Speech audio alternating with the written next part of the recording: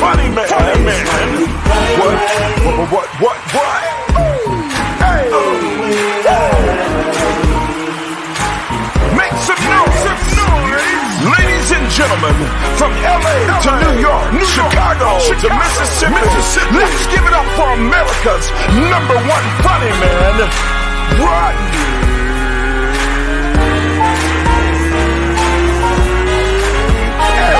Perry. Make some noise.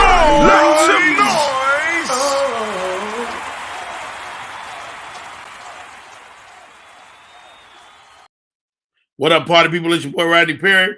You're tuned in to Rodney Perry Live. We are here in full effect. It's a Monday. Crazy great weekend, man. I was in Shreveport, Louisiana. Got a chance to go by my brother's ranch. And when I tell you we had a good time. We had a time last night. They had me out there on a horse. And let me tell you something. First of all, what you don't want to do is get kicked in the head by a damn horse. But we had a great time. Myself, bruh man from the fifth floor, Shucky Ducky, Vince D. Man, you talk about old friends kicking it. It was such a great time, man. One thing I want to address too today, Shucky Ducky was telling me, he said, man, Godfrey and them going in on me again. And I'm like, Godfrey, you a good dude. Why go in on a vet? A man that, in my opinion, merits respect. We're going to talk about that today. My name is Rodney Perry. You're tuned in to Rodney Perry Live. Thank you guys for tuning in. Share the broadcast. Todd Gibbs, I see you. Brandon, Craig Chapman, Sylvia Crawford. Appreciate y'all. My co-host today got their faces beat to the guards. Coming in here fly as usual. Ladies and gentlemen, first up today, funny as all get out. Gina G, too funny. What up? Good morning, Rodney Perry. You know that's every time. They get you every time. Now, I see you taking your space to the next level. Your background is fly, you know. You see the lights. I see what you doing, Gina G. I'm growing up. Good stuff. All right, and joining us today on the broadcast, hair stay immaculate. She's always fly. I believe she might be dark skinned, but I ain't sure. She might be brown. I don't know. Ladies and gentlemen, Flo so amazing. I said Flo so amazing. I said Flo. There we go. There we go. How you doing, Miss Flo? I'm doing good. You could keep your hair fly when it's a wig, because you could just put it off to the side, keep it together. Is it a wig, Flo? Yeah, it's a wig. I would never take it off, but yeah, it's a wig. I have never. This how much I know. I don't know wig from schmig. Get it together, Rodney. Yeah. It's a wig. Our producer's in the saddle. Candace, she did willy-nilly doing stuff in the background behind the scenes. But man, so I'm hanging out with Shucky Duck this weekend. First of all, Shucky Duck performed on our show. Oh, cool. Brilliant. Legendary. Dude. But I mean, the guy takes so much flack, man.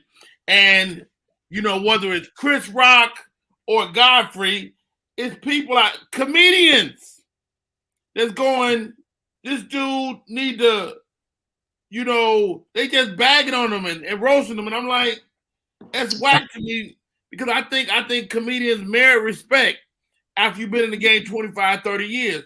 You right. Get respect. Am I tripping, Flo? No, I agree. You should definitely have some respect. What did they go in on him for? I'm confused. Why did? I don't know exactly. I haven't heard it myself, so I have to temper what I'm saying. And before I have a conversation with Godfrey, and I'm not one to have a conversation on the podcast and then call your ass. Oh, okay. Right. Oh, so Godfrey finally got something to say about somebody because he didn't say nothing to T.I. when T.I. said something to him. So Godfrey, he sure know how to pick them, don't he? He sure know how to pick who to talk to. That's all I think people know who they can, who they can try and who not. People know who they can try. Candace, how are you? Candace got a Chicago Bears paraphernalia on today. Oh, there we go. Good morning. Good morning. Now I see Al behind the scenes. I see Al behind the scenes. Oh, that's what's up. Well, we won the last 2 weeks. Yeah. The Bears looking good. We lost the week before last. Well, we won. So we 2-1. Yeah. We won. We lost against the Packers. Don't start sounding like Dolphin fans, y'all. With this one little win, don't y'all start. First of all, hold on, Gina. Dolphins is 3-0. Okay. Now, What I see Al behind the scenes. What time is Al coming home? 9:30. I dropped. Slight. Michael Collier's in the comments, ladies and gentlemen. Oh, Michael Collier was legendary. You know what? I didn't. You know what? Let me send him a quick little thing, and so we can say hi to the great Michael Collier, man.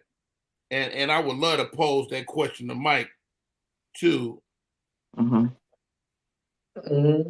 That's a legend right there, too, boy. Woo! I bet you they won't try him. I bet you they won't. Michael Collier will roast your ass. Right. That part. He will roast your ass. Mm-hmm. That's what you do. I mean, that's the OGs. They all know how to do it. Huh? I said, how y'all been doing? I haven't seen y'all in a while. I've been great. I got caught up in that Jeffrey Dahmer story yesterday. I couldn't do nothing. Everybody is saying that that's a good program, but I lived that. You know, I grew up on the south side of Chicago. We had to really, it was real. My age group, we had to stop and really pay attention and not get, abducted, or because that was the South where this happened at. Oh, that was a big deal in Chicago like that? Oh, absolutely. Wow. That's great. There was a serial killer on the street, man, and we had to pay attention to that.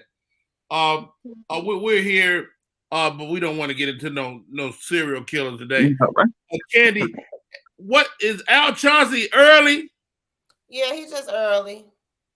Al, you got me nervous. I don't want you to sit there too long now. Right. Appreciate it. But I asked for you because I think he's so talented. But let's go. Michael Collier's in the comments.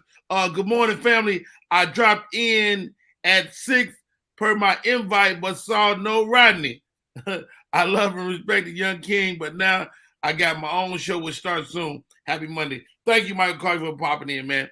Appreciate you. I was just wanting you to take a look, but I didn't know you were gonna actually come in. That's great. We are here 9 a.m. Yeah. Getting it in the way we do every day. Flow so amazing. The wig is immaculate. The wig. Let's get to some of these stories. My girl hit me with this one, Gina. And you can step out, Candy, if you need to.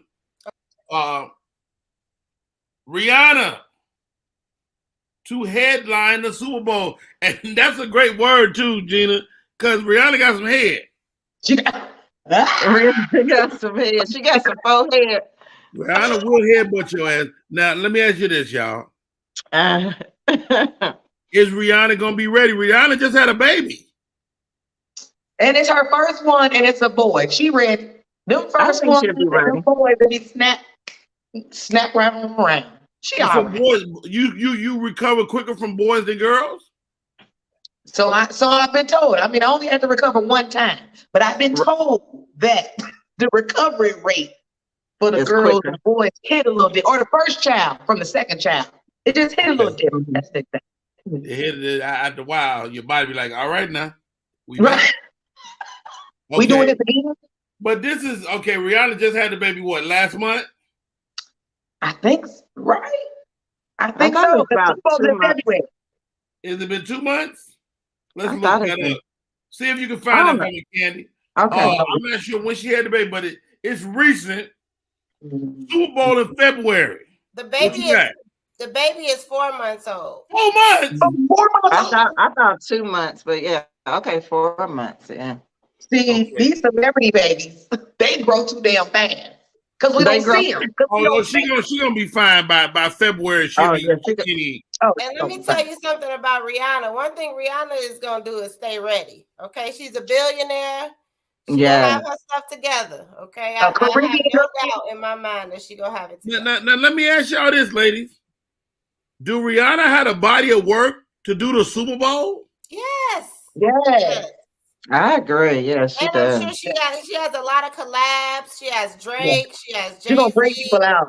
You Mhm. know, she has. Right. But my question is, she didn't want to do this like a few years ago, if y'all recall, with the Kaepernick and the Take the Knee and the Black Pride, So All right. now that Jay-Z and Rock Everybody Nation got their stop hands in it, now How about she that? Everybody freeze. A legend has joined us behind the scenes. I gotta stop the presses, ladies and gentlemen, without any further ado. A real king of comedy. Let's The go. funniest man you know. His beard is immaculate. You never see him without a hat on, but we'd have caught him on the under. Ladies and gentlemen, Michael Collier. How are you, Michael? How y'all doing? Your show is awesome. How you get 3 beautiful women up this early in the Hey, morning? Michael, good Hey, morning. hey, Mike, I gotta Good keep on the morning. East Coast. If I get them on the West Coast, they get mad with me. Man, they look good. Good morning, Thank and you. good morning. How y'all Good feel? morning. Good Michael Great, Collier. great. You look good. You look good. Oh, King thank of y'all. Wakanda up in there huh? with your robe on. Oh, I you know, see.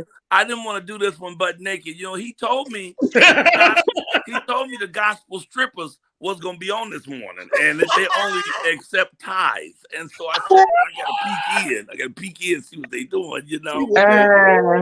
Rodney, Yo, I'm so ladies proud and of you, gentlemen. King. How you feel? Man, it's always a pleasure to see your face, Michael, man. Okay, so this was the question of the day. All right. I worked this weekend with Shucky Ducky. Quack, quack. Shucky Ducky, quack, quack. Shucky Ducky, Michael Collier was nothing short of amazing. He was his set was incredible. We went out to Vince D.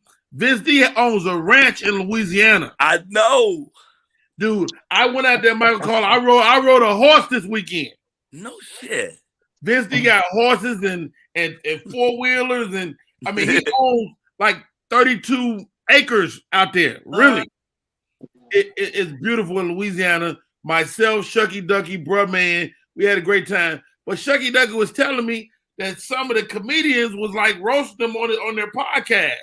And my question to you, at what point do you just get respect? At 20 years, 30 years, 40 years, does a comic merit respect just on their years? I think that you get respect when you earn it. So I don't know if there's a timeline on that. Some people can get their respect right now because of what they do, how they carry themselves, what they bring. I mean, Shucky Ducky certainly gets respect from me and a whole lot of people. I just worked with him a month ago. But I think more importantly is you can curse on here if you have to. Okay. My question is, why does he give a fuck? I don't care. Why? I can never understand why anybody would care what somebody else thinks about them. You know what I'm saying? Because if someone's thinking about you is not positive thinking about you, then you give a fuck about them. Anyway, your friends aren't going to think ill of you. The people who care about you are going to think ill of you. So the only people who could think ill of you is people who aren't with you. So fuck them. Keep it moving. You got to ignore the negative. You know, because negative energy is going to always come, especially if you're attempting to do something. If you're trying to do something well or positive, there's always something that shows up that tries to throw a wrench in the machinery. You just have to remember who you are. You know, you have to remember. I mean, I'm Michael motherfucking Kite, so I don't care what nobody ever say or do. I'm always going to be me, 100% me and authentic to me. And that way, even if y'all don't like me, I still dig me. You know, I'm recently a bachelor. And I'm going to tell you something. Living alone ain't that bad if you love who you live with. So the thing is, we got to get back to the basics, which is loving ourselves, because we are all creatures of God. And I belong to God. You know, I'm his possession. So if I know who the head kookamook and bottle washer of my life is, the king of my universe, the rule of my soul, then all I have to do is keep being true to myself. And then those other people who mean you know well, they fall off to the wayside. They just noisemakers anyway. They like, everybody, look at me, I'm over here. I want to say some shit. Because people who got shit to do ain't around talking about other people's shit. They too busy working on their shit. You know? Oh, that's a word. That's a word. He's taking the liberty to pop in our show, but you do your show every day, man. Talk to me about your show, and your show is huge, bro. Oh, brother, that's so nice to say that. And then I'm going to jump off here. You know, my show starts in 45 minutes. So in 12 minutes, we start bringing people on. So I got to jump off.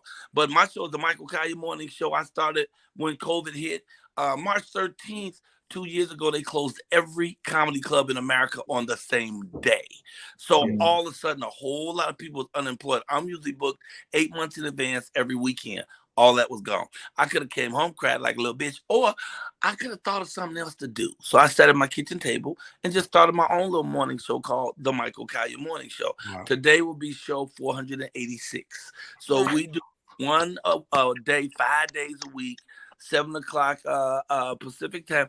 And we always have at least one comedian. Today I got 3 comedians on. We always have at least one comedian, someone who does a black film. We'll have someone who will write a book, someone will sing, and we pray every show. So I want to have a show where people can come every day and laugh and pray, because your day always ends the way it begins. So if you get up in the morning, you laugh and you full of energy and light. I look in the mirror, I thank God before I get started. Well, before I start my day, I pray first, because I don't like to talk to God with a dirty mouth.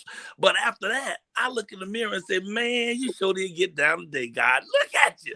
Look what you did for your boy. Okay, let me get out here and do the best of what I can, since you did the best for me. And so if you start with a positive attitude, then the rest of the day gonna be like that. But trust me, get up and kick your foot on some shit. Damn, somebody always put in that damn chair. Your whole day gonna be messed up. Start positive, and the day will end positive. And that's what our show is there for. But I'm more excited about my new job, brother. You know about my new job yet? No, what's a new job? Brother, I got a 3-year deal with iHeart. I'm about to have my own podcast. Congratulations. You deserve Michael it. Talks to everybody. You deserve it. It's gonna be so is it gonna be similar to what we've been seeing every day, or is it different? It's a new incarnation. Well, it's different. The morning show, we try not to do no cussing. We try to FCC it. You know, we try to keep that as clean as possible. The show that's going to be Michael Talks to Everybody is a bunch of celebrities, but it's also a bunch of just regular folk, and it's topic driven. So I'm doing 3 a week. They're 30-minute shows. So I do 3 a week every week for 50 weeks, you know, which is pretty easy, because right now I do 5 a week at an hour. Right. Each show, and I do that for free. So for all this money they gave me, I'm going to be able to do that 30 minutes real easy. And the lineup of people, this is just some of the people who already said they're going to do the show. Jamie Foxx, Terrell Owens, Byron Scott, Ray Lewis, Earthquake, Mike Tyson, Ben Vereen, Tim Hardaway, Robert Ory, Cedric the Entertainer. Anyway, I'm just beginning the list. Rodney Perry, Gina. Rodney Perry. That's right. We need all of y'all. And if you're comics, y'all need to be on my show anyway. Y'all should jump on one morning and do 3 minutes of comedy, man. Okay. Get 3 minutes of laughter in. It's going to be really good. But at least watch it. Just go on YouTube, put in the Michael Kaya Morning Show. I have a sitcom. I did 1 episode of a sitcom called The Miss Pat Show. I don't know if y'all know Miss Pat, but she's I know you did, Miss Pat. Has it aired? Your episode aired already? Oh no, I'm the Christmas episode. I play Santa Claus, and Debbie Allen directed it. So it's gonna be bananas. When you see that, you're gonna lose it. Then I have my 2 books come out. Well, first my comedy album is out right now on all streaming services. It's a picture of me sitting on a toilet, and it's called "Let Me Drop This on You." Okay. Then my 2 books come out. I have a children's book and an erotica book. So the children's book is called Lil Bobby White. It's ridiculously beautiful. And then the erotica book is poetry called In the Wet Spot. Blue erotica. I am done. In the wet Blue spot. erotica by MC Butternuts. So anyway. That's where Dr. Love comes from. Right. That's where Dr. Love comes from. No, It got to be. That.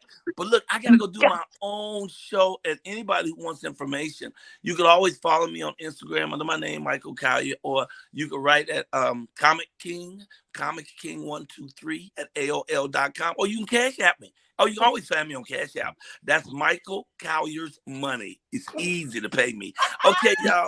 Hey, Michael Corey, you look good. You look good. I'm sorry for doing all the talking, but thank you, Michael. Thank you, Michael. I'll see you soon. God bless. Hey, man, I've done his show. Such a great guy. Whether he's performing, first of all, how about this? There is no comedian better at doing merchandise than Michael Collier. Oh, he's good with that. He said that several times. Yeah. I've seen him. Michael Collier, people trying to leave. He said, "Hey, don't you leave here with Michael Collier money." Mm-hmm. There is nobody better. The man is. But Rodney, he said AOL though. Rodney, he said, "Did y'all get the AOL though?" That's CD. See, you OGs, come on. I love Michael. I heard that. First of all, I was like, I'm way younger than Michael Collier. I ain't got no damn AOL. My phone will be talking about, you got mail. I said AOL. Okay. Somebody told me yesterday that they ran out of internet. I had never heard that in my life. So wait. We're gonna tell the whole story. So I went to visit Vince D. Vince D got a ranch in the country of Louisiana, Darlene, Louisiana. So I say, Candy, call Vince. I want Vince on the show. I want to talk about the ranch. Vince is out of Wi-Fi. How cute is that? Just say we used all his Wi-Fi this weekend. I say, nigga, what? Why they do that? I didn't even know you could use all the Wi-Fi.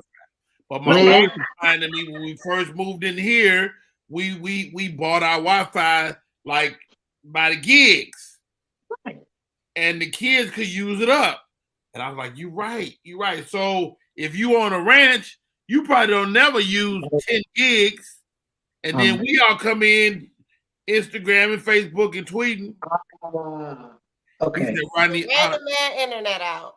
I sent him the link this morning to watch the show. He said, "You think I'm playing? I don't have no." Wow. He called me back. He said, "What had happened was I ran out of internet." But I thought little tink tink. I thought you could buy unlimited internet. You can buy unlimited, but you don't need it. You probably don't need it. Now, I can't function without all my internet. Right. Yeah. I play PlayStation. I do stuff all the time. I'm always on doing something. So, no. Anyway. All right. Herschel Walker has finally sat down with the black press, and they say he's a pawn for the Republican Party. Have y'all been paying attention to Mr. What was a great running back? Now he's getting into politics. Herschel Walker. Gina. Is that the one that smacked his wife or put the gun to? From what they got the wife came out, and it was a white wife, I believe. Right. His wife came out, and yes, you're absolutely right, Flo. So it's the wife. It's the slapping, it's all that Herschel Walker getting his I'm vote for him. You say he slapped a white woman? I'll vote for him. Yeah, there you go. He was a great football player. He is a Mhm, he staunch was. Republican. I don't know if y'all remember his son during the last election for Trump was very vocal. Cute little boy, just as gay as he want to be. And Boy. that is Herschel Walker. Omarion has a book, ladies. How you doing, Gina? How you doing? Okay, Got she your read it. I didn't know Omarion could write. Well, why wouldn't you be able to write? I was gonna say, what is this book about? I didn't. Like you say, Gina. I'm like, maybe if he was like writing about dance moves, you Right. got my attention. What are you talking about? Flo, you want to read the Omarion book? Yeah, what is he writing about? Yeah, I don't know. He ain't talking about a whole lot. yeah. But he has a right to write. Rodney Perry got a book. Why Omarion can't have a book? I guess. That's true. That's true, but I probably won't read it. What's up, Tanya? Let's see that. Let's see the cover. You got the cover? Whoa. Unbothered. The power of choosing. It's like a self-help book. If you don't then get I'll out read here, that. I would read that. He looks good and grown on here. He looks really nice. I would How read old it. is Omarion? Anybody know? Huh? He can't be more than 35, is he? Yeah, he's probably about 35. Let me look it up and see. He old enough. Yeah, I would read that book because I like the title. I got my cover. I got two cougars on the show today. He's 37. He's 37. Oh, 37. Can Omarion get it? Can Omarion get it? Of course. He older than my husband. He older, so he can get it. He can get it. What you say, Candy? You say he older than your husband? Oh. What'd you say, Candy? Yeah, he probably could. Definitely probably before the Versus. Yeah, the Versus.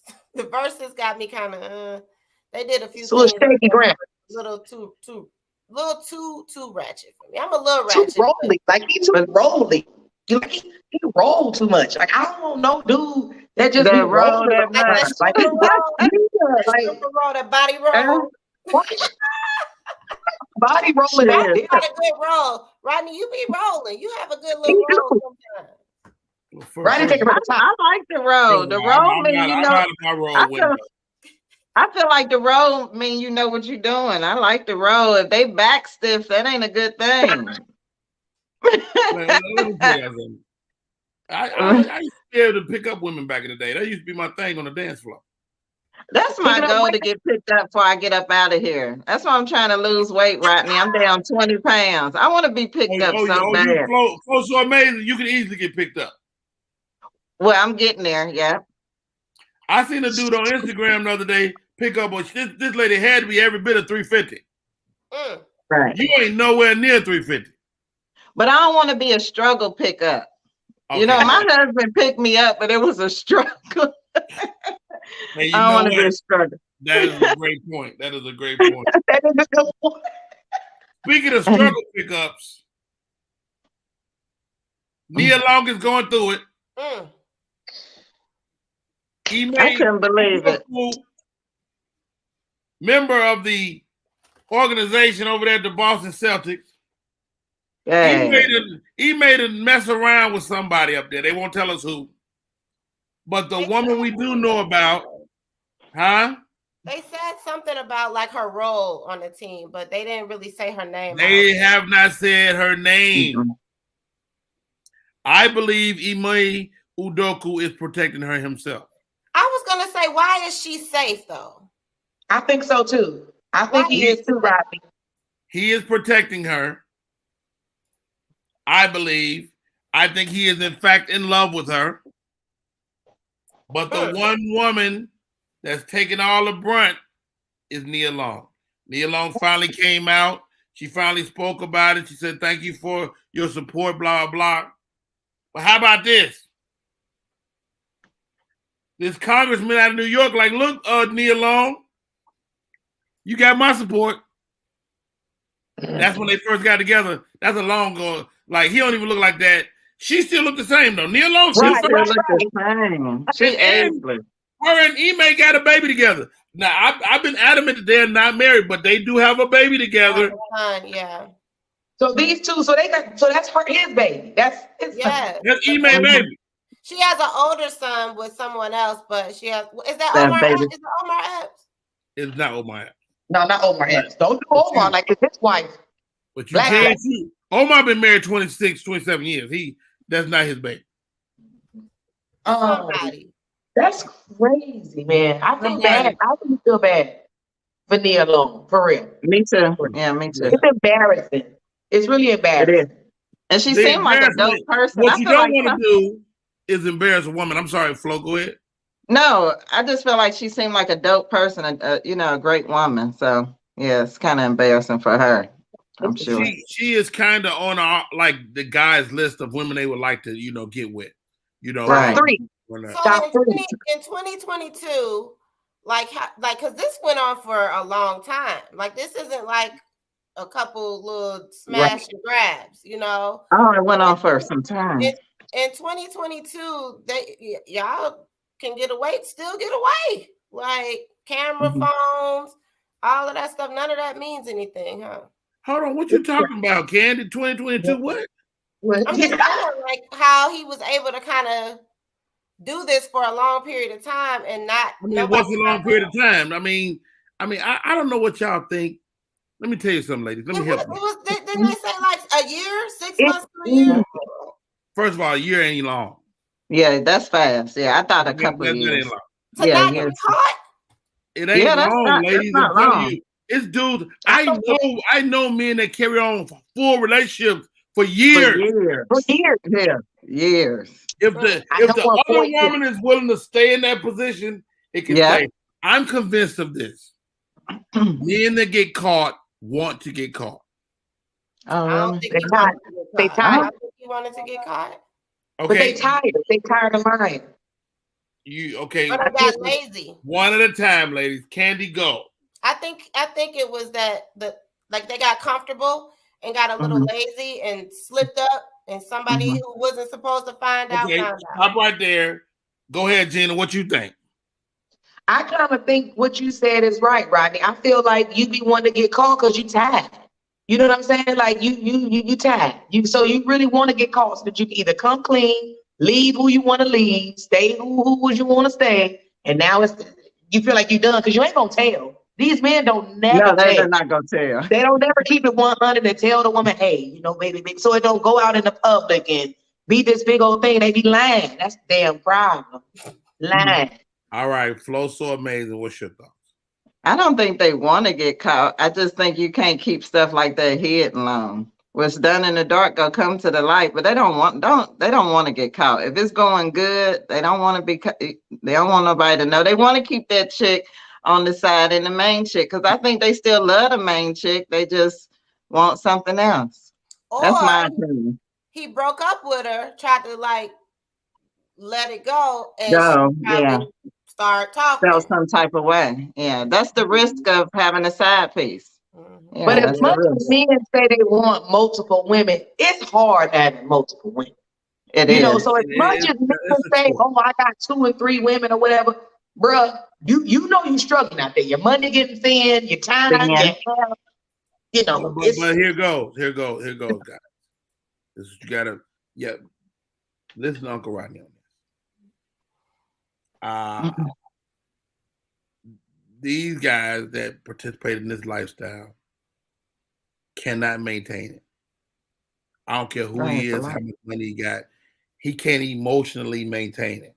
So he gets to a point, like Gina said, where he can't keep it going, and he allows himself to be caught. He can keep the lie up, but he can't keep the lie up because it's too much. It's too much on his psyche, and eventually he allows her to catch him. He ain't stupid as we paint this whole story of the guy being an idiot. He probably is an idiot, but it's because he chooses to be an idiot, I believe. And now with this Ime Udoka guy, He's at work. He's probably being way more visible than you want to be. And it's somebody's wife. Oh, really? So she married? This girl, from what we understand, from what's in the press, is that this lady is married. Gina's face. Wow. So they both was out of order, huh? Very much out of order. And now he done took a suspension, but ain't nobody said her name. Guess what? He's protecting her. He's protecting her. That's the only thing that makes sense. Yeah, because she's married. They're gonna leave their partners and end up together. You think so? I mean, somebody said that he been with Nia Long 10 years. If he was gonna marry her, he would have done it.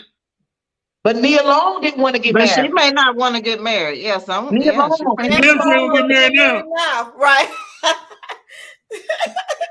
But Nia Long, she was the problem. It was Nia Long. She has interviews where she speaks about never getting married. Like she never really wanted to get married. Right. So let's do this, guys. Like I wouldn't do it again. I'm married, but I would never get paper again. We would just be like Oprah and Stedman, no paperwork. You know what, Flo? I've said that before, but I like marriage.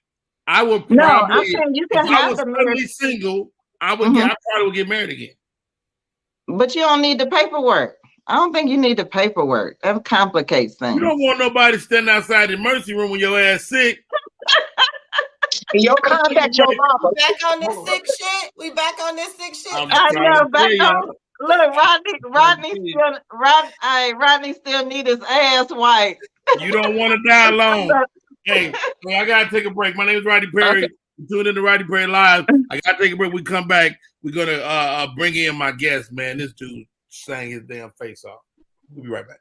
What up, y'all? It's Michael Sean, and I know you want to be a podcaster. You want a successful podcast. You want to give your views and opinions, but you just don't know how to do it correctly. That's why you got to hit up ShawneeScott.com. You want to be on radio, and you want to know how to build your radio career. ShawneeScott.com. She's done all of this. I've worked alongside her for years, and I will tell you the information that she can give you is on a value level that I can't even put a price on it. All you have to do is go to ShawneeScott.com. Your future, right now. That's it. Michael Sean. Yeah.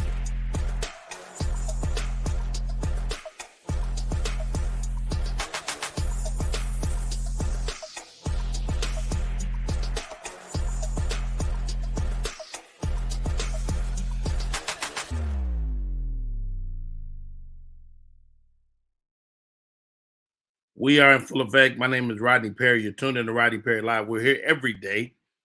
If I'm here, you're here, we're here. My next guest, this guy's an actor, performer. He's been seen in movies, stage plays, but he's also a super talented vocalist. And just a cool ass dude, man. I had a chance to work with him. And just a great guy. Welcome to the show, Mr. Al Chauncey. What up, what up, what up? Good morning. What up, how you doing, man? Thanks for coming on this morning, bro. Man, life is good. I can't complain, man. When Candace reached out to me last night, I was laying down. I got the text. I said, I'm there. Yeah, so. Hey, man, I hear myself in your background. Can you turn me down a little bit? Yes, sir. Let's do that. All right. Can you hear me now? Perfect. So look here, dog. You're one of those dudes, man. Just a soulful sound. Talk to me about how you developed that sound and where do you see yourself progressing to? Man, I actually started off as a rap artist when I came to Atlanta. And really?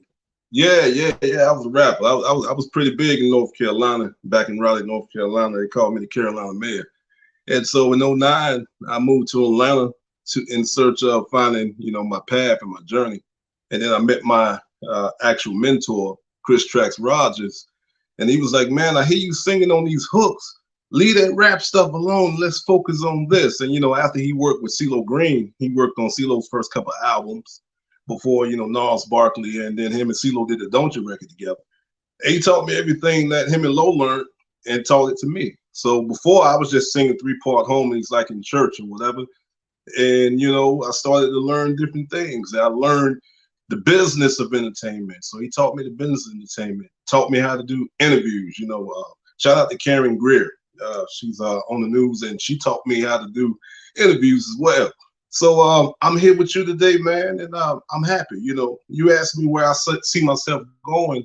Entertainment, period, in the acting side, the music side, you know, writing for other artists. And I also want to take a stab at comedy one day too. So you may be one of the mentors that I can look up to. Hey, man, I would be honored, Al, man. Dude, I had a chance to watch you on set, the way you handle yourself, man. It was a pleasure to watch. And as I look at your videos on YouTube, you always have a kind of comedic flair to everything you do. Yes, sir.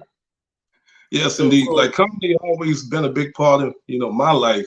Growing up watching Def Comedy Jam, my dad would be all playing music. My dad's a musician, so he'll be playing at the country clubs. My mom be at bingo. Bam, I'm watching Def Comedy Jam.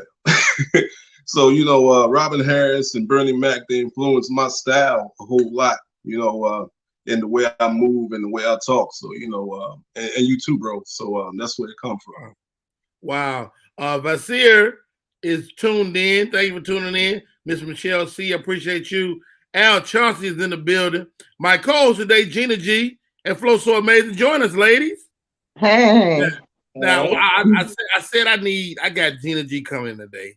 I got Flow So Amazing coming in. I say, Al, I need somebody to make the ladies moist. That's it. Now, Al, I ain't sure these ladies is older.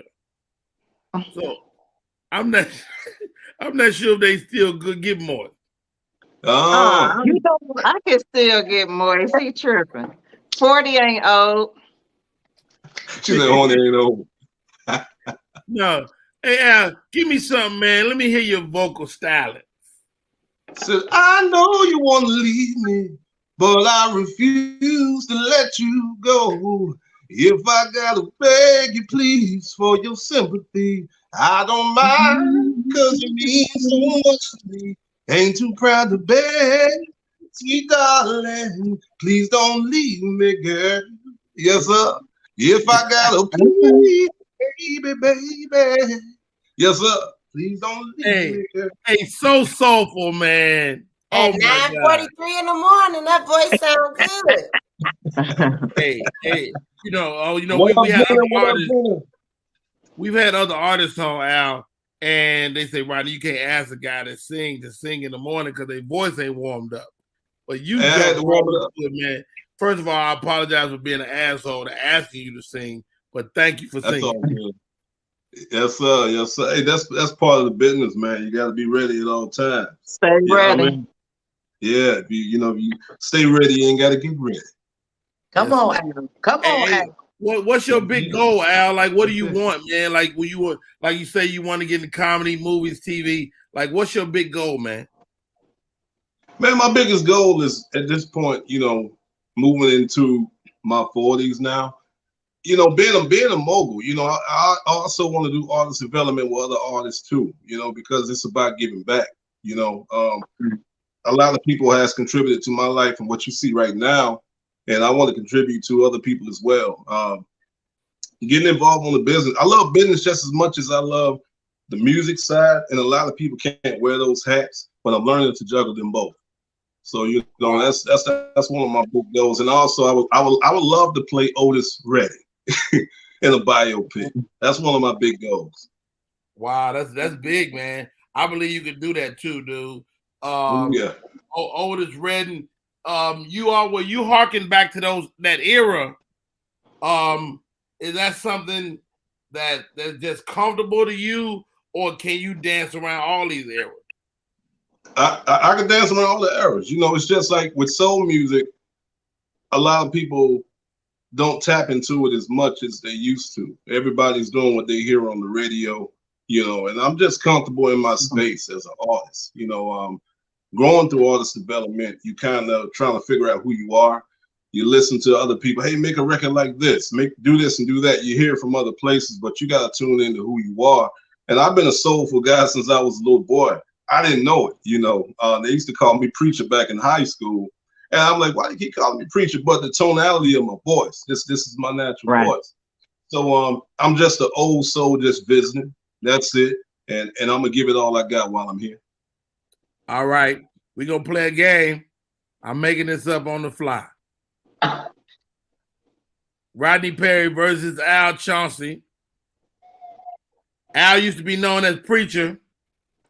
So we're going to let you ladies give us a issue, and we're going to preach you through it. We're going to preach it through. I'm going to tell you right now, we're going to preach it through it. We'll do our best. Gina G, what's going on? An issue. Speaking of the topics that we were just speaking on, first giving honor to God, who was the head of my life and my house. That has come to you guys humble with this testimony. And I am a little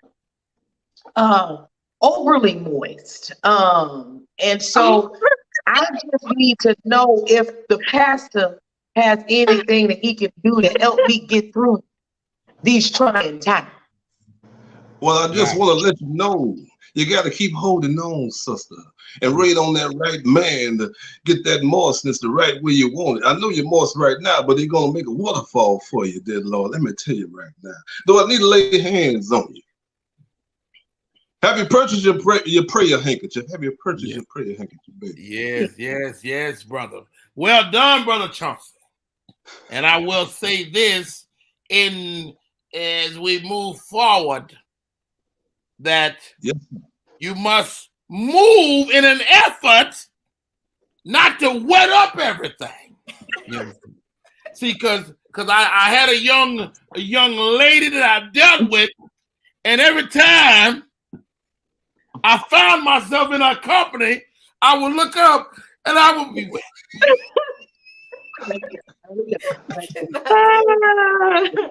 I never saw it coming.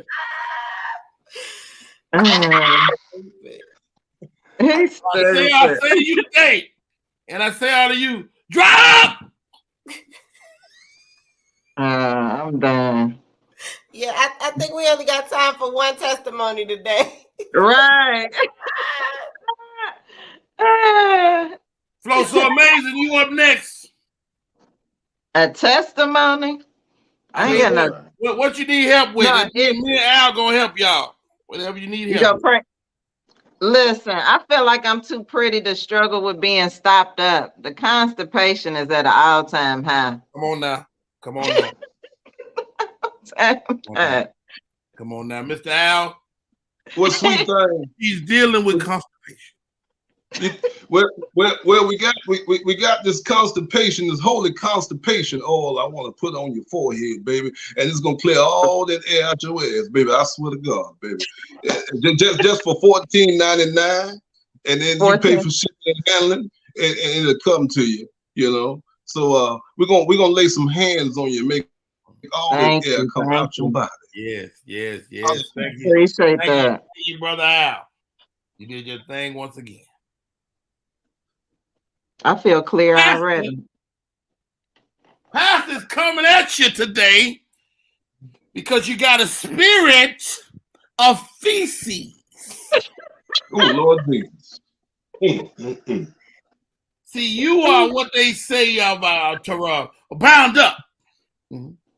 And what you got to do is release. You see, I once knew a young lady, and she had a similar problem. Oh, Lord. Preacher. Her bowels was full up to the rim. And so as she would talk to you, her breath would stink. Oh, Lord. Oh, Lord. Hallelujah. I ain't that full. She had failed to boo-boo so many times that her breath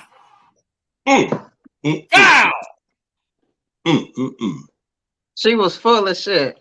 See how you, yes. But see, you don't have that problem because your breath smells immaculate. Right.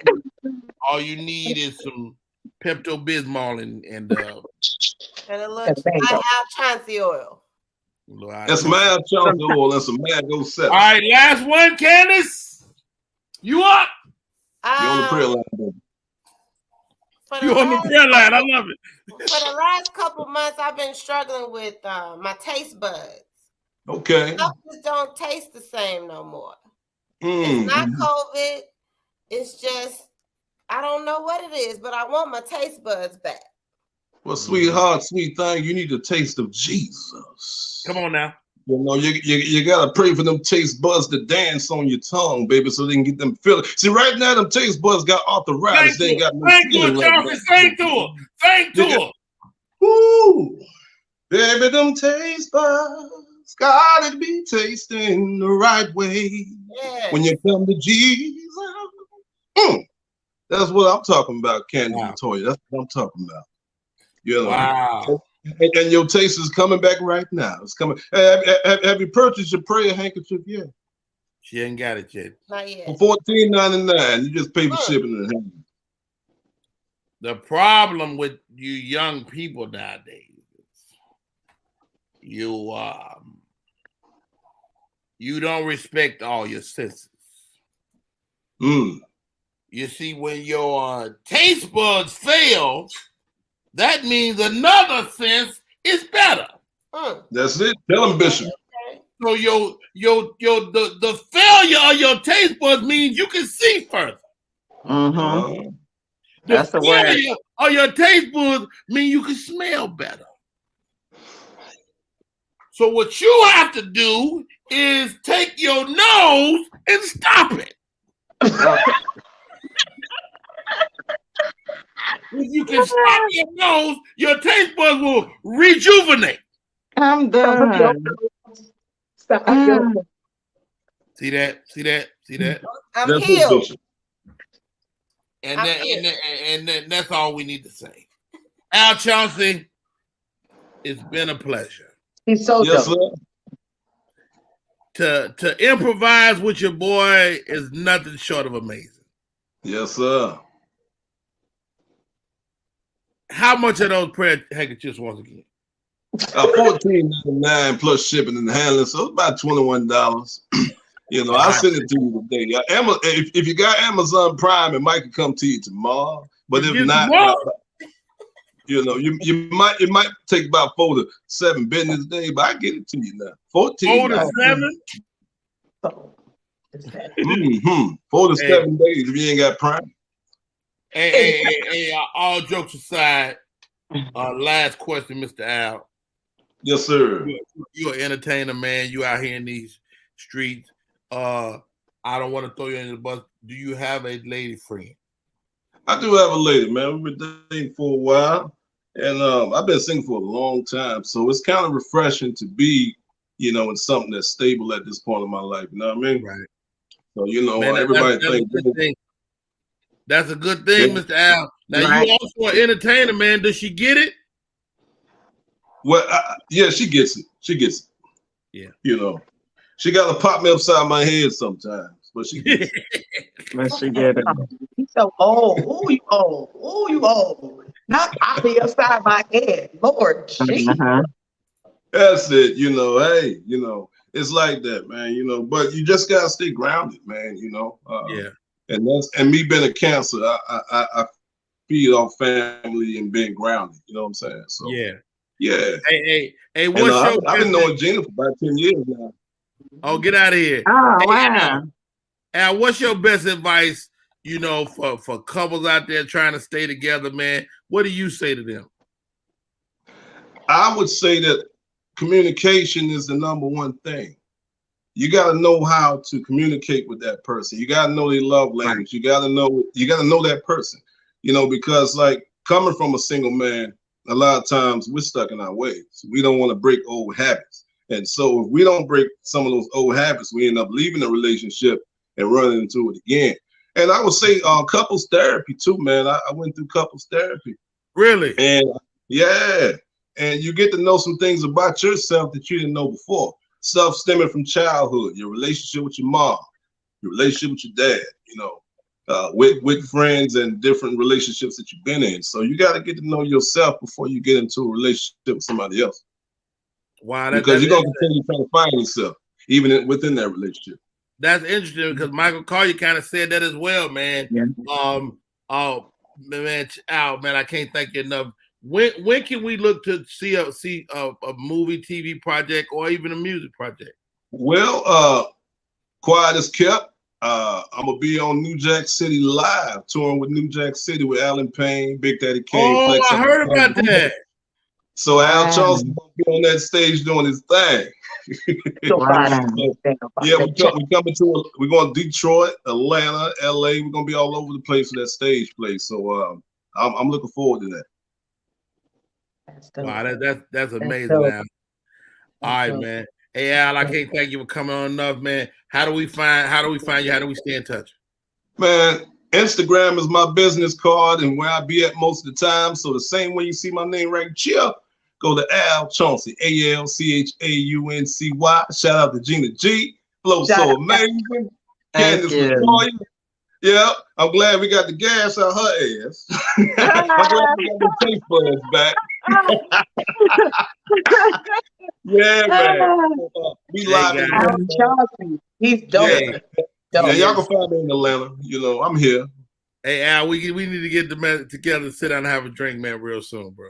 Okay, man. Give me a call, or either I call you, and we're gonna sit down and do that, man. I love you, bro. My man, love you back, man. Al Chauncy is in the building. Perry. Hey, do we not love freaking Al Chauncy, man? Yeah, Al Chauncy. He's so cool. He's been grinding for a while. I knew when I moved to Atlanta back in 2013. 2013, yep. He was grinding the clubs then, singing everywhere, Lord Jesus. Yeah. I didn't know you were in Atlanta. Wow. Yeah. They broke in my house, girl, and I left. I was in Atlanta probably a year and a half. You left immediately. Yeah. Okay. Yeah. I mean, I'm from Inglewood, Rodney. You know what I'm saying? Crips, Bloods, you know what I'm saying? A couple little shootouts. Never had a problem. I go to Atlanta. You get your house broke in, huh? Come on, man. But I might come back, though. Hey, come to Cobb County. They don't break in over here. Okay, I hope so. I was in Morrow. They on their way. I was in Morrow. I know they might not have said something. Now hey, you my buddy Rob Wilkins is in the comments. He said the Reverend ain't saying nothing. So when I did radio with Monique, I used to do a character called the Reverend ain't saying nothing. I remember that. I got. If I can find some organ music before the show, though, I might do the Reverend and have some fun with that.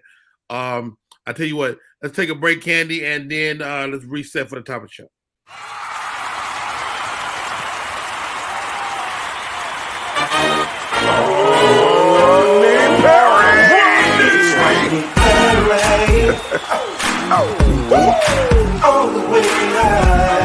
Get ready for America's #1 funny man. What? Hey. Make some noise. Ladies and gentlemen, from LA to New York, Chicago to Mississippi, let's give it up for America's #1 funny man, Rodney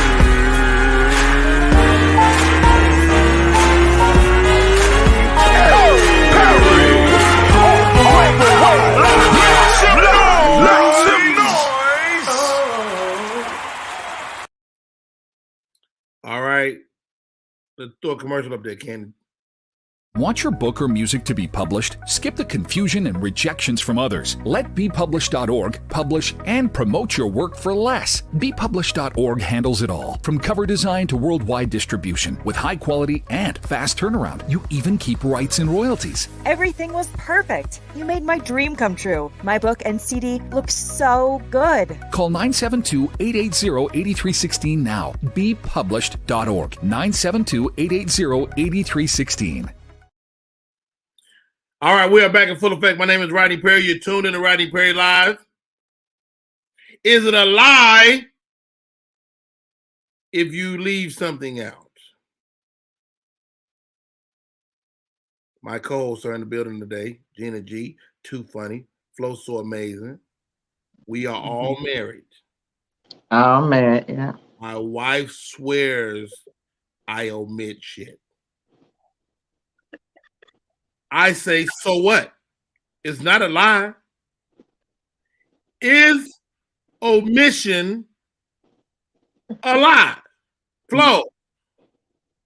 Yeah, if you're not sharing the whole thing, you lying a little bit. No. What if, like, I'm not omitting on purpose? Okay, you know what? Let me take that back. Okay. I was gonna say, give me an example. Like, I need to give you an example. Okay, Flo has spoken. Gina G, is it a lie if you simply omit part of the story? Nope. Nope. And I've been doing that since I could talk. No. It's not a lie. I didn't lie to you. I just didn't say nothing. Okay, now let me give y'all the story. So I'm in Shreveport this week. This is fresh. I'm in Shreveport, Louisiana, having a good time, do the show, da-da-da. My wife goes, so what did you do? And I know she probing me, but I ain't do nothing. So I'm like, I'm going through the day, but I realize after I'm going, I'm literally leaving out a big chunk of the day. And it's only because my wife is a maniac. And I'm not leaving it out because I did nothing. I'm leaving it out because she's silly. Okay, let me tell you. So one of my classmates that my wife has met before, I had a bad vibe with her. So one of my classmates, her sister is bedridden and loves me. And so I was like, you know what? I'm gonna come visit her. So they came 10 deep to my show on Friday. So I promised I would come Saturday. So I go by their house, I sit with her sister 20 minutes, and then I leave. But I did leave it out. I get it. But go ahead. But is it a lie that I left it out? It's still a lie, huh? To me it is, but I get it. I mean, you just don't want to go crazy over something so simple. Like, you just showing love. Yeah. Dude, and I told her, I was like, you know what? She said, you be lying about me. I said, well, look, I did leave this part out a little bit. And I told her, and she said, well, you know I don't like that girl. I'm like, but it ain't nothing. I literally never dated the girl. I never dated her. Like, my boy dated her. And she and I were always cool. Mm-hmm. You did the right thing, Rodney. You did the right thing. But she says that woman dig you though, Rodney. But it starts with you. If you ain't never dated or into her, keeping it strictly friends, ain't nothing gonna happen. So it don't matter. But your wife know that woman into you though. That's not, you know what? She may think that, but I don't think nothing could be further from the truth. And we only think that because we have a problem with whatever it is. You know what I'm saying? So wife might not like the fact that y'all still talking after all this time. Or that you know her. Flo makes a good point. A woman can perceive something. Yeah, you can. You can pick up. I'm sure you have, Gina, on a woman that you know is just not someone you should leave around your man. Yeah. Yeah. But you got to trust your man. You got to trust your man. Yeah. You have to trust your man. But you didn't lie, though. You didn't lie, right? You ain't lie. Well, I think the reason why I would say you did is because she asked you what you do. So it's not like you kind of volunteered, hey, man, we went on the wars. And, then if you left it out, then it's, it's not a problem. But she kind of asked you. So you kind of, you kind of lied a little bit. Right? But it was a good lie. You lied for a good reason, right? You lied for a good reason. You didn't want to hurt her. You heard Jody on Baby Boy. I lied because I love you. Right. I get it. As I get older, I do that way less. Like, if it hurts your feelings, it hurts your feelings. If you fucking mad, you mad. I'm 52 years old. I don't give a damn. Right. I don't care. Mhm. If this hurt your feelings, then so be it. Yeah, you can't fix that. You can't fix Who's that. talking Yeah. to Rodney? Ouch. Ouch. He's serious. Yeah. What do y'all do to spare your man's feelings? Lie.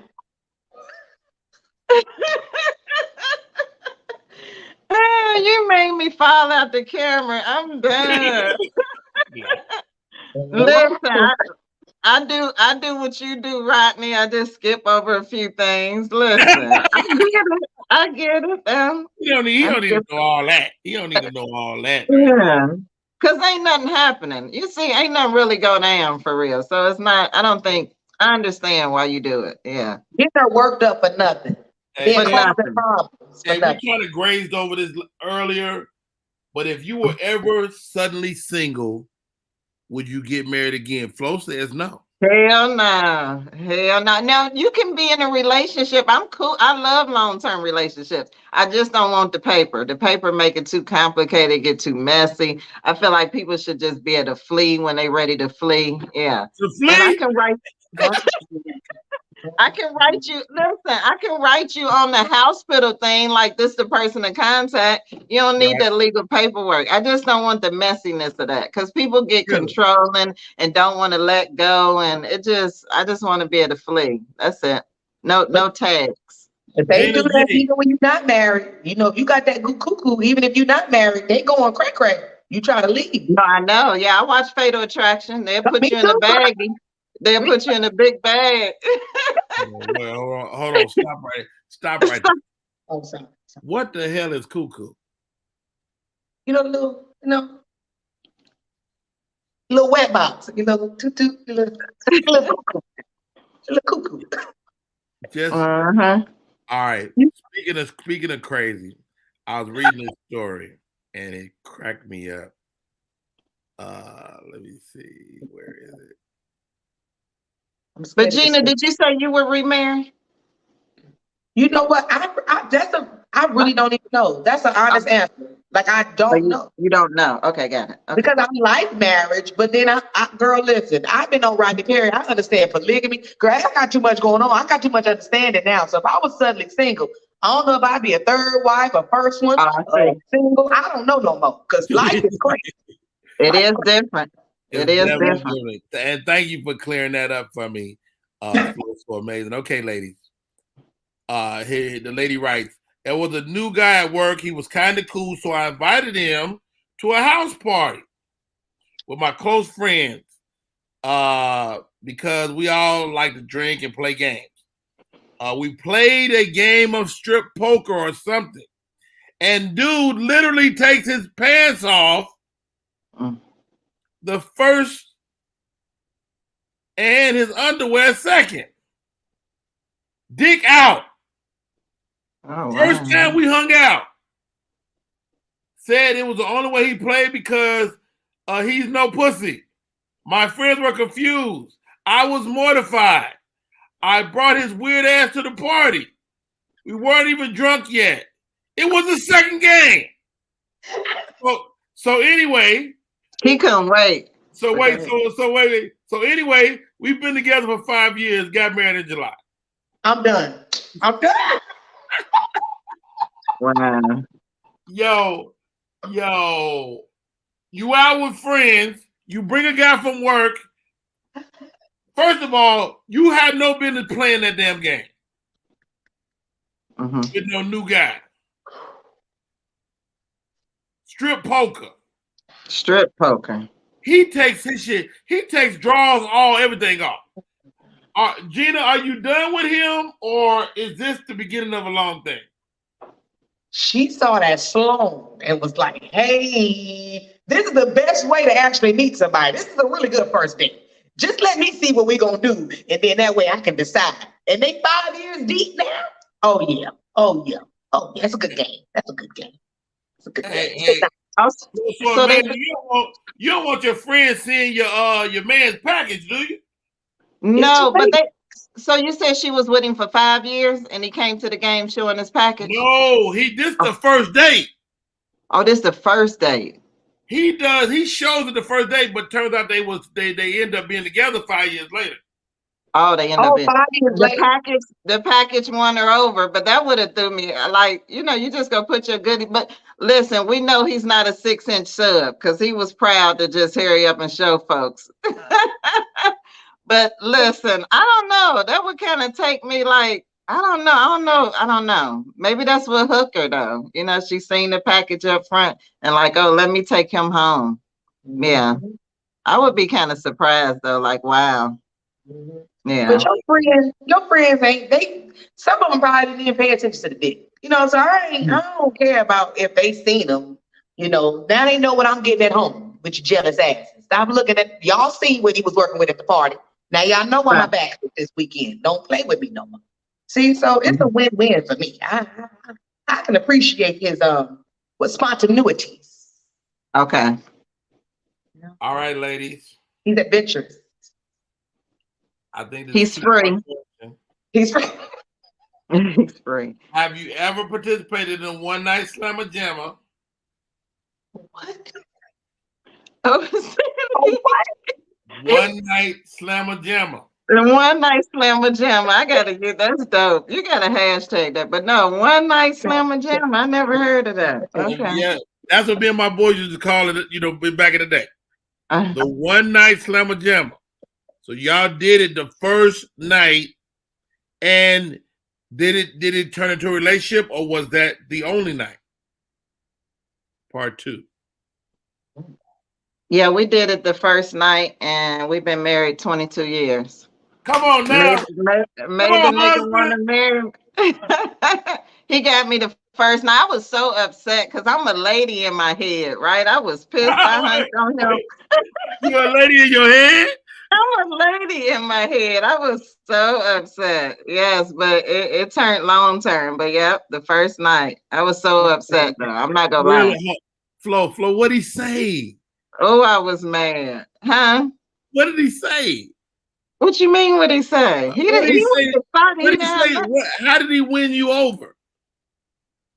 How did he win me over? Oh, his charm, his charisma. He can sing too. He can sing. My husband can sing. He can sing. Yeah.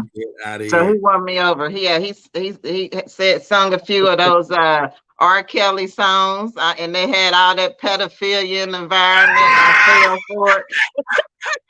I was young, but I was ready. Yeah, he warmed me up. He warmed me up. You know that song, Gina? But he was my one night stand. First, well, not one night because we continued. Y'all end up staying together for a lifetime. So wait, so I want to hear the whole story so bad. All right, so this is a love story. So y'all meet. How did y'all meet? Well, I mean, I'm talking about like when we first, dated, but we met at his cousin's house. But, when we went on our first date. So we had knew each other for, I would say a couple of months, maybe a month before we went on our first date. Right. So it wasn't a true one night. Y'all knew each other a little bit. Just a little bit, yeah. But it was the first, date. I felt like it, that was a one night. You don't supposed to have sex on the first date. That was my thing. I don't know where I get it from, but I just felt like not the first date. But you did. I know. And I felt so trashy, but it must have been good because he never left. He was like it was like a flea to some grapefruit. You know what I'm saying? He never left. So I said, I got some of that winter chicken dinner down there. I got proposed to and everything. Yeah, make a nigga want to marry me. Yeah, so That is so beautiful, man. Okay, Gina G. Yeah, you gotta tell us, Gina. But it's crazy. It's crazy.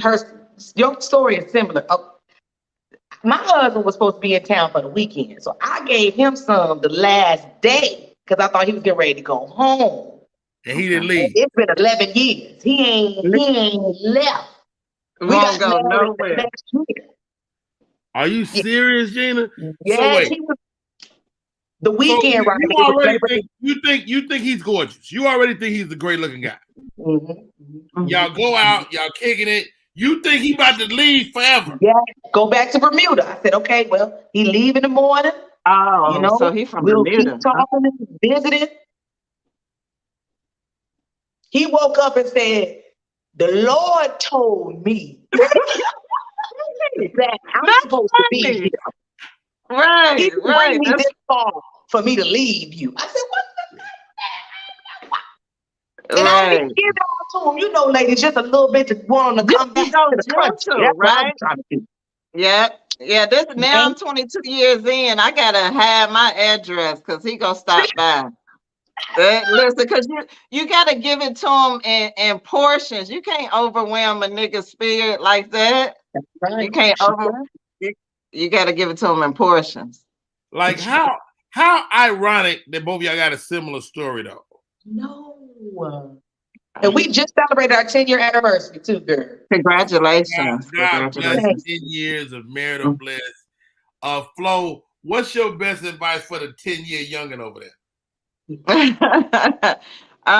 Listen, she been doing a good job. Keep it exciting. You know what I'm saying? Don't let the relation get, boring. Go on dates, have fun. Make it your homie. I feel like if that could be your best friend, you become good friends. It'll last forever. Yeah, I feel even if I was to separate, because you had your whatever. That's why I stay married. He's my best friend. That's my nigga. Yeah, he's my best friend. Wow. So we could talk about anything. That's dope.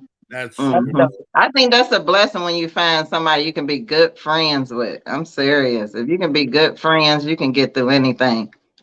I think too, like a relationship is marked by going through some real shit.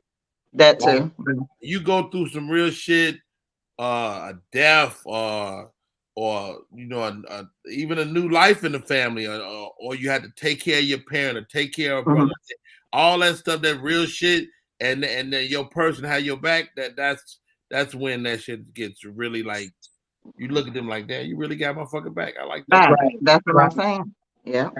Now, does that matter? Somebody having your back? I mean, we in a comic profession, and so much. It's so hard for y'all as women to find men that really got your back. Yeah, it's very hard, but it's got to be a type of understanding.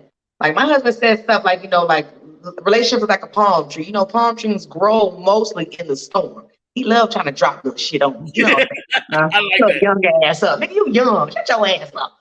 Good, but it's real though. Like you said, Rodney, you go through that stuff, you be like, dang, this is the relationship. But being a comedian, he has to understand, for me, he met me, already, trying to, on the come up. So I've always been like, hey, you don't understand, you can bounce. I've had that little attitude, but it takes a lot though, especially when you travel. And when I was on cruise ships, I was gone for like 2 weeks, and stuff like that. And so I can only imagine for men, as much ding-a-ling as we get as women coming off the stage. I can't even imagine y'all when you get thrown at y'all and y'all got right. Because it's 42 women to one man. So yeah. Ooh. Is that true? I made that up. But what I'm saying is I got a lot of pressure. I understand the pressure. I made that up. I don't know. Yeah, it's a good number though. I understand. Is Maury Robinson? Do we know that young man? He said, "Thanks, Flo, so amazing." There you go. That's my husband. I love you too. Best friend. Thanks, Mr. Robinson. Thanks for tuning in, bro. Yep, hey.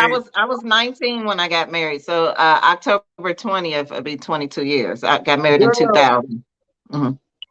That is awesome, man. Yeah. We got 26 under our belt. Wow. We got 26 years under our belt. And at some point, I think that you just like, it just all click in. I was talking to my wife recently, and we're approaching empty nest. I know you guys are approaching it too, Flo. Yeah, he'll be 18. My baby is 12. Your baby is what, 18? He'll be 18 in December. So you closer than me. Right, yeah. I'm a few months away. He'll be going to college next year. I told my wife, I said, we got to figure out how to like each other again. Say that. Y'all already like each other. We like each other, but we ain't had to spend no time together. Yeah. Right. And so it's like we just sat and chopped it up last night. It was really cool and fun, and so I think, just as you reinvest in your relationship over time, it add up. That's right. That's right. I don't want to quit. This is like one of the longest jobs I've ever had, so between being a parent and a wife, those are just jobs for me. I don't want to quit. I seen my mama and daddy quit. I even see my grandparents. My grandmother, rest her soul, the last 2 years of her life left my grandfather. They was married, 36, years. And she passed away 2 years after she left him. And she was happy. I didn't even know that woman. I said, who this nice lady? Who's this nice woman? You know what I'm saying? What's going on? So I'm like that too. I ain't about to quit. I don't want to quit. That's right. I don't want to quit. I want to keep going, man. It's okay if you have to quit. You know what I'm saying? I don't think you should stay in something that's pulling the life out of you. But listen, if it's just, you had your moments here and there, you should stick through it. Because marriage or relationships are not easy. So if you can hang out for a relationship, you might as well hang out for your marriage. That's right. All right. I need my co-host to hang out. I'm about to bring in another fabulous comedian, man. This dude makes me laugh like no other. We're working together next month in Omaha, Nebraska. But I called him. I said, man, come on the show, dude. He's just a wealth of knowledge. He still look good, which really makes me jealous. Ladies and gentlemen, welcome to the show, Tony Tone. Wow. What's up, Tony Tone? Speaking of Fatal Attraction, he one of the superstars on there. Okay. Speaking of quitting the relationship. Fatal Attraction. Hey, I seen Tony. I was like, man, how your wife? He's like, oh man. I'm like, what? Look, man,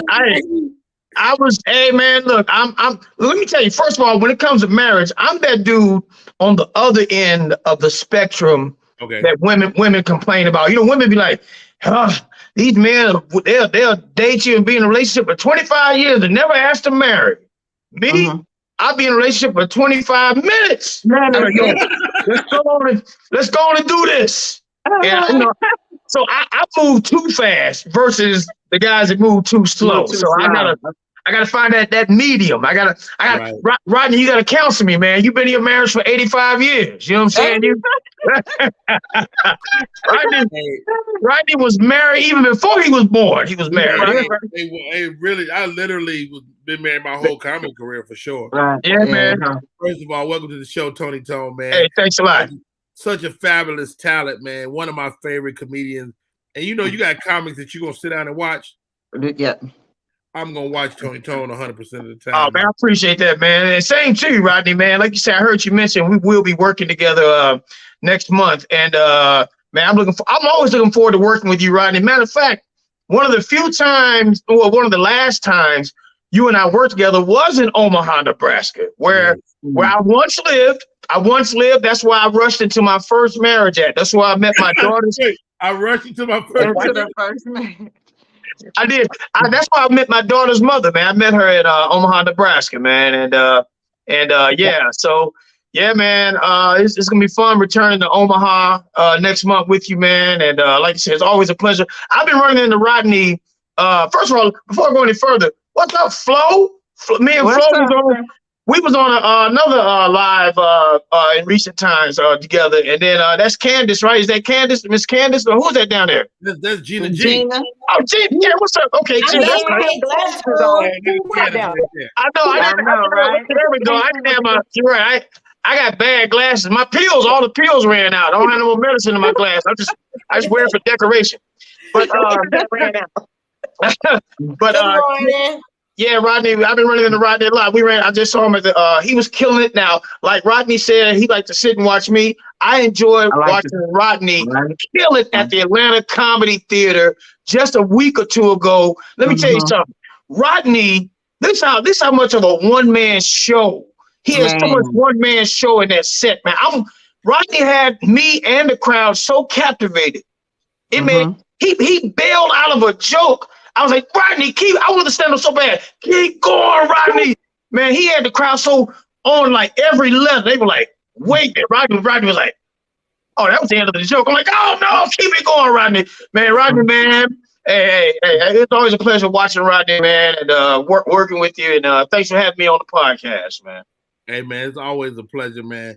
Hey, man, what's your philosophy as a comedian, man? Like, what's your approach? My approach to being a stand-up comedian? Yes.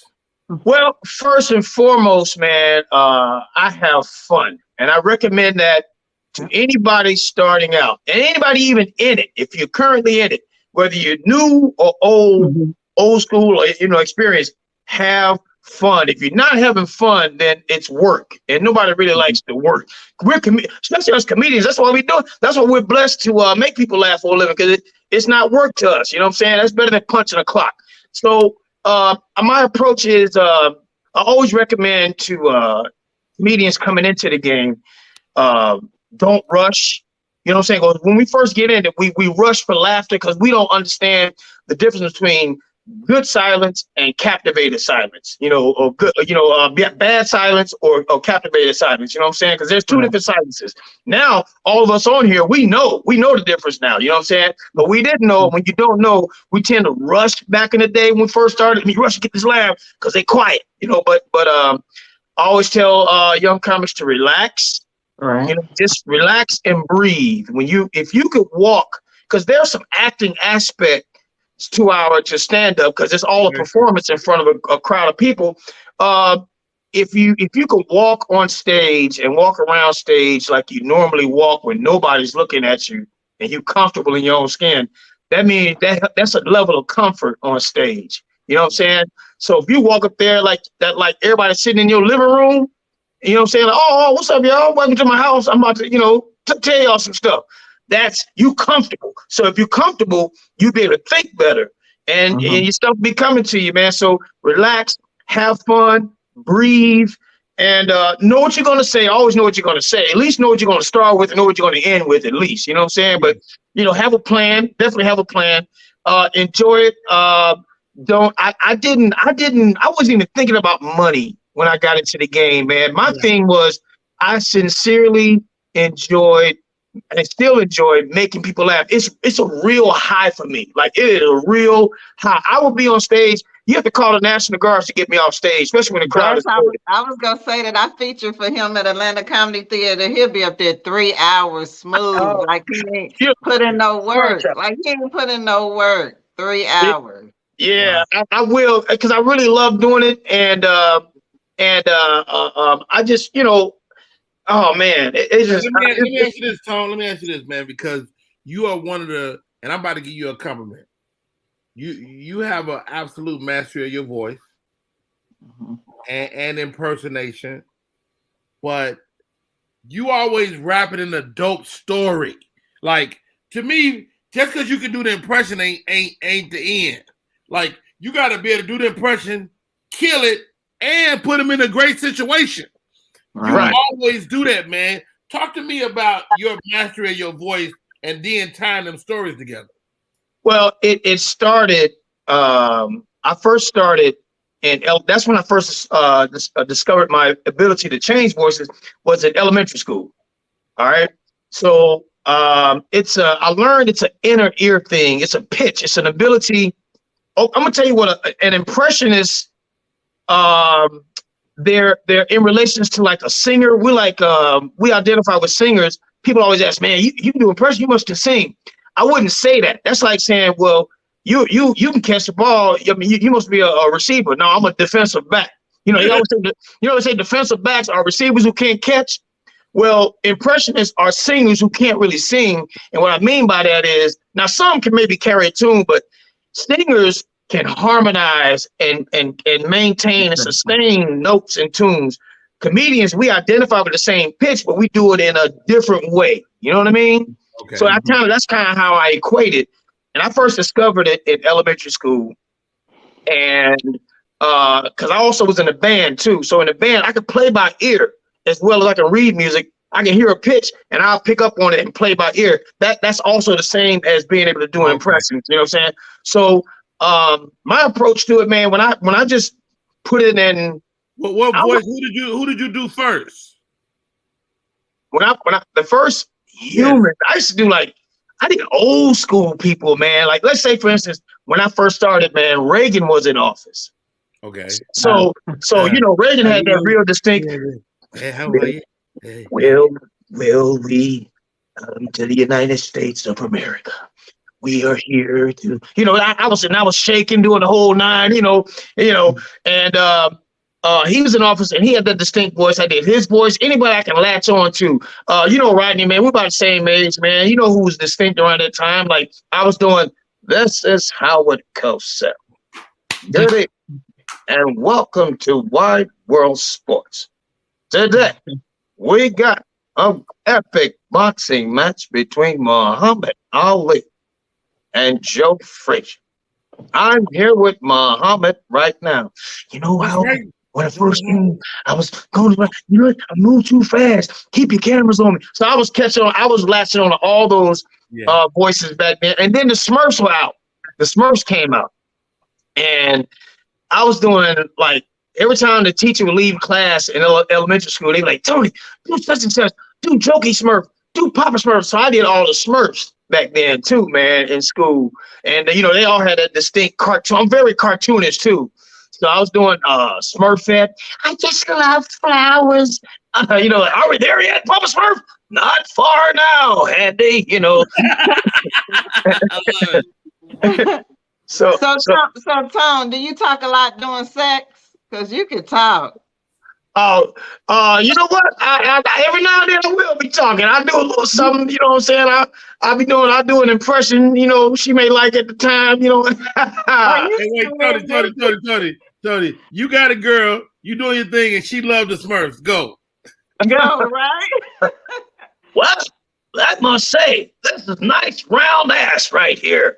Hey, not now, Jokey. Are we there yet, Papa Smurf? Almost there. My latest impression during sex, I do Will Smith. I just slap that ass. I love it. Where's my exit button? Where's my exit button? Wow. That's so good. Tony, you ain't never taught a class or anything? Do you teach comedy classes? No, I don't. I don't actually. I haven't. I've given it some thought, but I'm just so busy. I need to just take time out to try to maybe do a class. I know Rodney does one, and he's busy. So I do improv workshops. But every time I see a young comic start a class, I'll be like, I should do a class. Right, right. Please, because I'm tired of the young comics. But I'm like, nigga, you don't really know what you're talking about. Yeah, right. Or you don't know the theory behind what you're saying. Oh, I agree.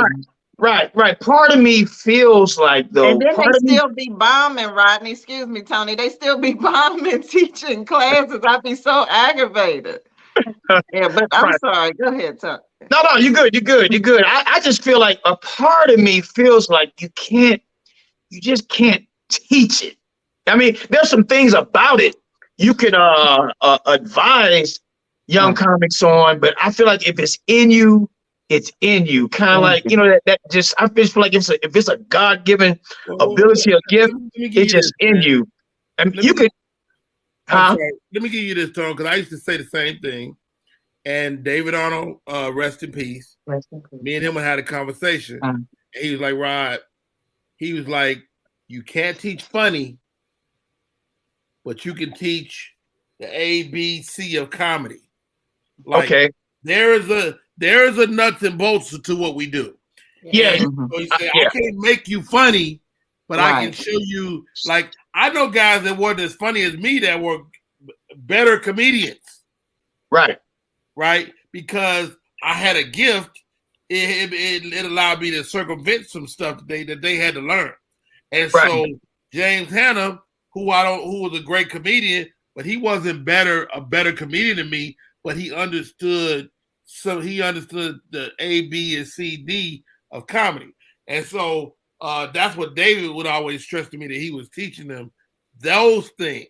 Yeah, and that makes sense. That makes sense. And I was going to allude to that too. That's what I was going to say. Like you might be able to, like you said, you can't teach funny, but you can teach the ends, you know, like you say, the nuts and bolts of it. And that's true. That's very true. I do agree with that. You know, I do agree with that. Do you all feel like as comedians that if you had somebody doing something like that in your past, you know, in the beginning when you first started, that it would have changed the I think I can't speak for everybody, but I think we had it, but we just didn't call it that. Like those are your mentors, the guy that said, "Hey man, what the fuck you doing? Don't do that." It wasn't structured. It wasn't structured. It just wasn't structured. But we all had somebody to teach us the ways of the Jedi. Yeah, we did. We every like you said, like Rodney just said, all of us had, or most of us had somebody. The city we started in had somebody or a couple of people who were real hot at the time, and we kind of patterned yourself a little bit after them a little bit. You know what I mean? Some, you know, and it's not that you're trying to be them or steal their stuff. It's not, and if that's the case, if it comes across as that in some cases, it's not intentional. Like say for instance, Richard Pryor, when he first started, he almost calls himself Richard Cosby. He patterned after Bill Cosby. Right. He wasn't necessarily trying to steal his jokes. He kind of adapted to his style. But Rich learned as time went on that wasn't really his style. And when he came back, when he left and came back, he came back as a Richard Pryor we all know today. So a lot of comedians have done that, and I get that. I get that you pattern yourself after like when I first started with the Universal Circus. Casual Cal was my train. He was my training wheels. So I watched what he did, and I kind of patterned after he did. After a while, I came up with my own style. And stand-up, I came out of Memphis, and honestly, Memphis, the closest person who was like a way ahead of the game when I started comedy out of Memphis was Lester Bibbs. But then he didn't live there. I didn't see him a lot in the city. So I kind of have my own way of going about doing things. And I actually was watching like the early stand-up, like I was watching Bill Cosby himself, one of the funniest specials, and Richard Pryor and all them. And I was like, okay, I see. All right, I want to do that too. And I just I was very impression intense when I first started. I didn't really have structured jokes. I had mostly to all impressions. And then I started talking about, you know, how I came up and stuff like that. And, you know, that's how I came up. I'm ready for the ABC. I'm ready for the ABC. I feel like my natural talent and who I am has gotten me so far, but I'm kind of ready to go to like, you know what I mean? I'm ready to go to another level. And I think I need to learn. I think I need the ABC. You know what I'm saying? Because right now I'm relying on me. You know what I mean? I'm relying on what I know. But if I had a degree, I might be even, you know. Yeah, so. I think the longer you do it, your gift only can take you so far, but you got to work on mastering it, you know, learning how to develop it even more. So when Rodney pulled me to the side, not saying do, but you know, that's coaching. I appreciate that coaching because it helps you go farther. It makes you better. Yeah. Yes. It's growth. It's just growth. The more you do it, we definitely have to work on it in our time. In our spare time, we got to work on stuff. Sit down and kind of. I know a lot of us. I don't know about y'all. I go through writer's block sometimes, but you got to sit down and work. Look at the stuff you already got too. You know what I mean? Right. Look at the stuff you already got. You can see. Look at how can I extend it? How can how can I tweak it? How can I cut some of the fat off? Or you know, it's a study. We got to study of our own, or study ourselves. And whenever we do a guest spot, if we do a guest spot, make it be a set with purpose and not just a set just to be going up. Agreed. A set with purpose is when you at least doing one or two new jokes, if not a whole new set, at least you want to work on at least 1 or 2 new jokes each time you go up. That's a set with purpose. If you're not, if you're just doing a guest spot. So that's a productive guest spot instead of just going up just to be like, hey, I'm in the room too, kind of deal. So that helps growth. And time adds growth though. Time and stage frequency and time adds growth. Trust me. It's like with anything else. The more you do it, and the longer you do it, the better you get. All right, Candy, go ahead. That's what I was gonna ask. Like, does it get easier? Like every time you go up, does it not the part of the writing and all of that, but the stage presence, the comfort, does it get easier or is it different every time because it's a new crowd, it's a new environment, you don't know, the people? Go ahead, Tony. I'll let you hear your take on that. All right. Does it get easier?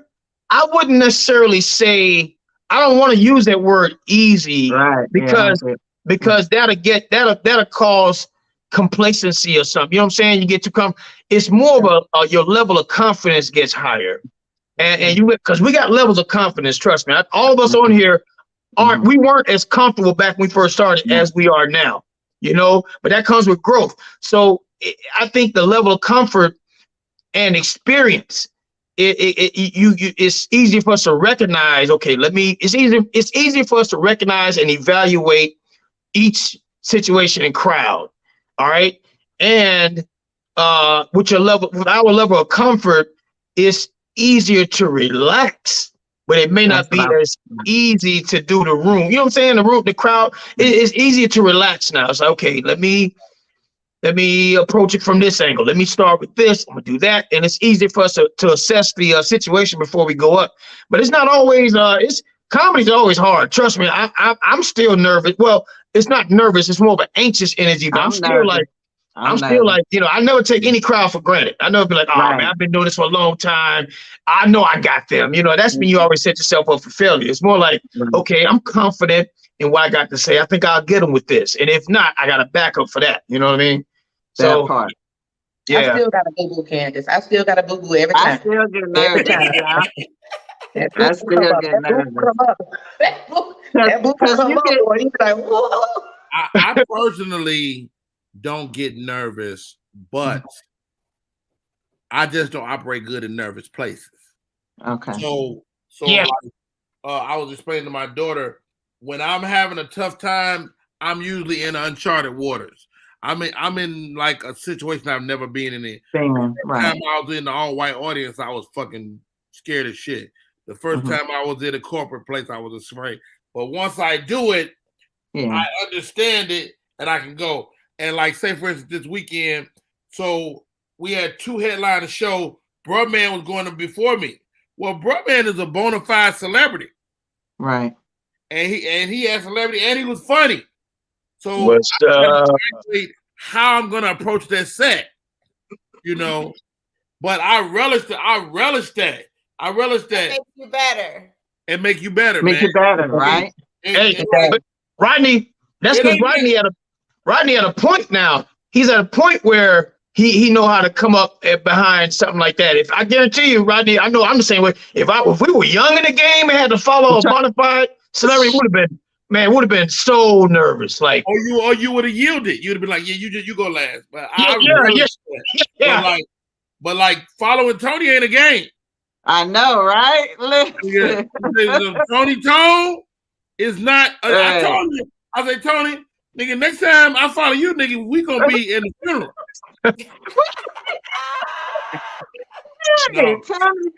Tony be tearing the wallpaper out. Only peel the fucking walls off the show, and you just got to know. You got it. There's a couple approaches. You can approach it like you can cool the audience down and bring them all the way down to nothing. Let his energy go past like a fast car, and then start. Or you can jump on the back of that bitch. Right. Ride it. Ride the same way. Yeah. There are techniques to coming behind a hot set, man. You know what I'm saying? I've had to do it. I've had to follow Carlos Miller, man. You know what I'm saying? Carlos put some heat on me. Landry. I don't know if y'all know Landry, man. Landry's a funny brother. And we cause I do all kinds of rooms, man. Mainstream, black, it don't matter. I just do some rooms, and Landry had me working. Carlos had me working. I think I had to follow a few other people, man. And there's a technique to it, like you just said, like Rodney just said. That's if the host, if you have a host, sometimes a good host knows how to go up there and bring the crowd level back down. Yeah. And then there'd be like a buffer between you and the person in front of you, you know.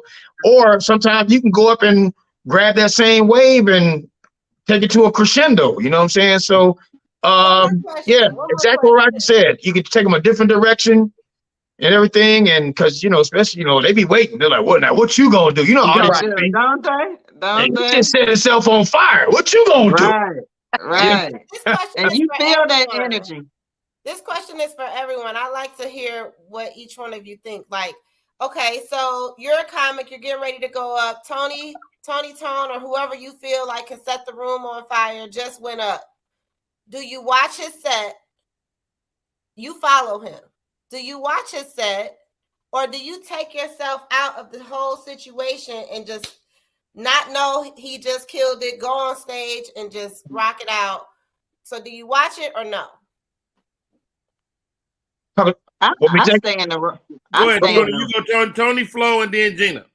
I was gonna let Flo go. Go ahead, Flo. I stay in the room. Yeah, I like to stay in the room. I like to see how the audience responds to the topics. You know what I'm saying? So hopefully, I can, know how to segue myself in. So I stay in the room. Same here. I stay in the room. That's really a rule of thumb in comedy, period. If you ask me, you always be in a room and watch what's going on. And just like Flo said, you want to see what topics might have been hit that you might want to talk about.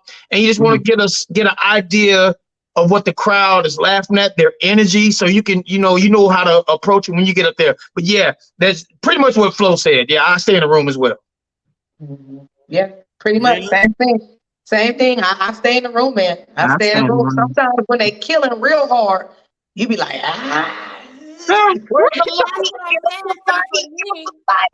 But you have to watch it because, like Rodney said, it fuels you up. You know what I'm saying? You next, and you like, okay, hey, don't go up there on no sucker. Don't go up there like a sucker. They just kill It's game time. It makes you better. I like following. Yeah.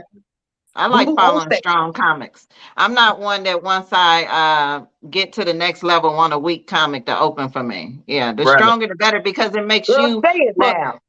Yeah, it makes you. Yeah, it makes you level up. Yeah, very few headliners have that philosophy too. It's unfortunate, but a lot of them they don't have that. They don't have that philosophy, man. But only a few I know. They don't want to work. They don't want to work. They tell me that, Flo. I didn't come to fucking work. You trying to make me work, but I'm like, nigga, I didn't come to lose. I'm trying to be a headliner. You get what I'm saying? I'm in a different position. So yeah, maybe I'm not. That's also an indicator. That's also an indicator of the fact that you've become a headliner. Right. Yeah. Right. The cast is not wanting to follow you. You have arrived, and now you have to change your mind. Right. Because you not a feature no more. You not an opener no more.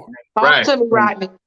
Yeah. I guess that's the part of my question, because somebody is the first person to go up, right? And a lot of times, like as a viewer, somebody watching comedy, the first person that goes up, they don't have that. They don't have the ability to gauge the crowd to see kind of what they're working with. They have to go up there and like, damn, this is that's called going up and falling on the knife. That's called going up and falling on the knife right there. That's usually the MC, you know what I'm saying? But it depends on what type of show it is. And like on a standard basic show, 3-man show, you got an MC, you got the middle or feature, and a headliner, right? So the MC is usually a newer comedian, but you also have instances where you got like 3 to 4 headliners in their own right, and the first one to go up. But at that, if you're a headliner going up first, you know that the laughs are going to be a little bit different because you're first. You know what I'm saying? You're getting the sober laughs. You getting we're still getting settled in laughs and all that kind of stuff. So like say for instance, I work with Don DC Curry a lot now, and He's one of the few headliners that don't mind another headliner going up in front of him, and it's just him and I. So I already know that what the crowd is going to be like. They're cold and they're getting settled in. A lot of them don't know me like they know Don, and I'm like, right. it's all good. I go up there. It's a technique to it. You welcome them out, become their friend, and then start throwing jokes in. It's a technique to it, and it just works well. If you're a new comic, some new comics don't really know that yet. They go up there they hit them with material first. It's like, don't hit them with material first. Go up there and welcome them out. Let them know who you are. Talk to them and then ease it into it. But see, that's something you got to learn as time goes. But I don't mind playing any other position, any of the three positions. I'll be the MC, I'll feature, or I'll headline. So Me too. Here goes, guys. Last question of the day. Do you have a chip on your shoulder? Hell nah. I'm humble as hell. I'm humble. I'm too humble. Let me okay. finish. Do you have a chip on your shoulder, like you go to other cities or it's somewhere new and you need to let motherfuckers know who Flo is, who Gina is, who Tony is? Do you walk around with a chip on your shoulder? Flo, you say no. No, because you never know how people gonna respond to you. Now, in my head over the years, I have developed more confidence in myself, more the fact that I'm to the point now, because things I've noticed is not really taking dips for me. It's pretty consistent. It's actually been my comedy's actually been getting stronger. But I think that comes from like years of doing, I have more reassurance, but I don't necessarily walk with a chip because you don't know how this audience is going to receive you. But I am sure of what I have and my talent that I feel like Tony was saying. You got a chip or you don't, Flo? No, I don't. No. All right, stop right there. Stop right there. You do not have you got a chip on your shoulder. No. Flo, Gina G, Too Funny. Do you walk around with a chip on your shoulder? But what do you mean? Maybe I'm slow. What you mean by like? Do you walk around like I'm about to let these motherfuckers know who the fuck Gina G Too Funny is? And I'd be scared though. You know what I'm saying? Hey, listen. When I go to another city, I don't keep me nervous, dog. I'm like, dude, they don't know me. You know what I'm saying? But I'm trying to get to what your statement earlier, Rodney. That's when you know that you're a headliner, you know who you are. Now you're getting, more confidence. That's kind of where I am, y'all. I'm still for real, the one like, for real, I was funny, for real. I'm sick of that shit. I'm ready to like, so I go to other cities, so I be nervous. All right, stop right there. Tony Tone, do you walk around with a chip on your shoulder? A resounding yes. A resounding yes. And here's why. Here's the chip. I'm competitive, actually. I'm actually very competitive, all right? But not in a negative way where I want to go up and kill. Don't gloss the shit now. No. I know what I'm saying is like, some people are competitive, but in a hateful way. Like they want to they want to go up and kill it, and they gloat off of people struggling behind them. No, that's not my competitiveness. My thing is, look, and I'm going to tell you, my chip has grown even bigger since social media. But my thing is, my chip is, hey, look, I've been in this game for a long time, and I'm not a household name. I've been in the game over 30 years, and I'm not a household name. I'm not jealous not bitter about it. My thing is, y'all gonna know, like you said, Rodney, y'all gonna know who I am. For those that don't know, y'all gonna know me, and when I'm done with this show, it keeps my fire going.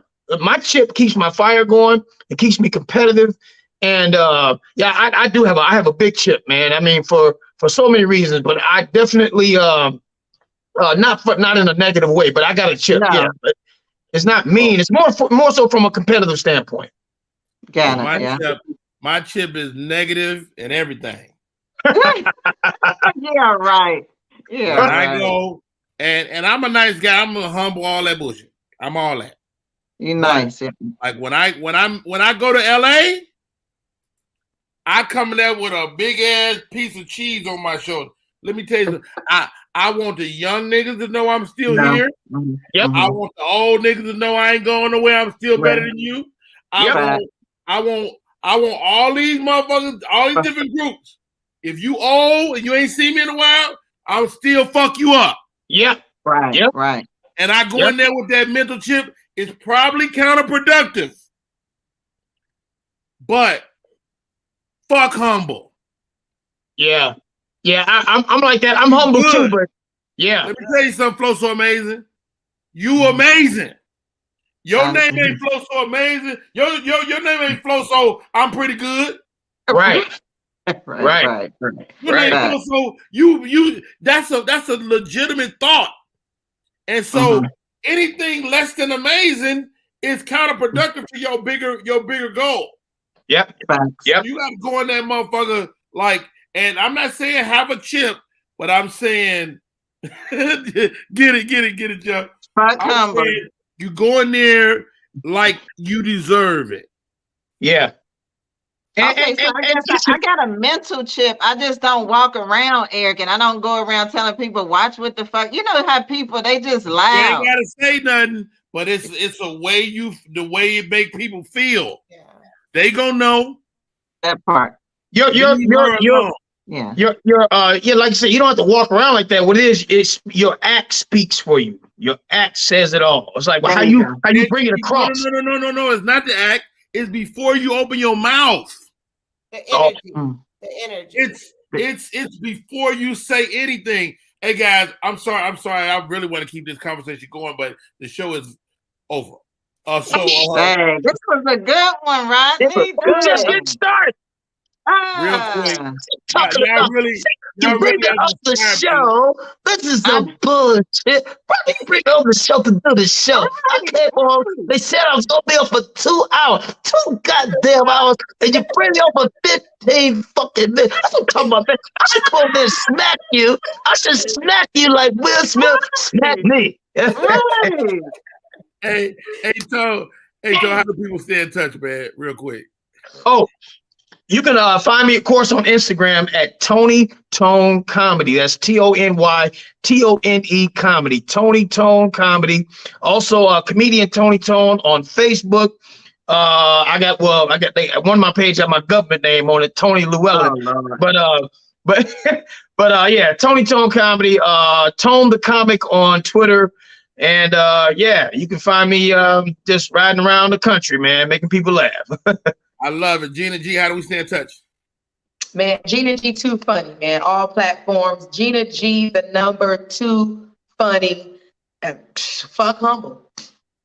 Fuck humble. I like it. I got it in my head. Flow So Amazing on all social media, guys. I love it. Thank you, Miss Flo. Candace, real quick before we go. Yeah, you could find me on social media at Candace_Latoya. You could also find me every day, for the most part, on the Rodney Perry Live Show. Yeah. And on Sundays and Thursdays and Mondays in front of the TV watching some NFL football for the next few months. Hey, thank you guys for tuning in today, man. Great conversation. Great co-host, man. Thank you, ladies. Tony, Good job, everyone. Thank y'all. Thank y'all.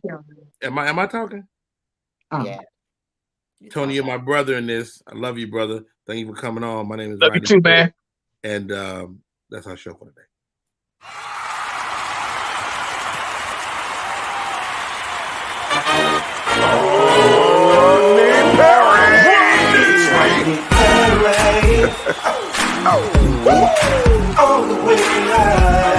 Get ready for America's #1 funny man.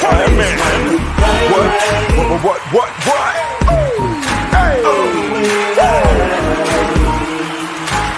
Make some noise. Ladies and gentlemen, from LA to New York, Chicago to Mississippi, let's give it up for America's #1 funny man, Rodney.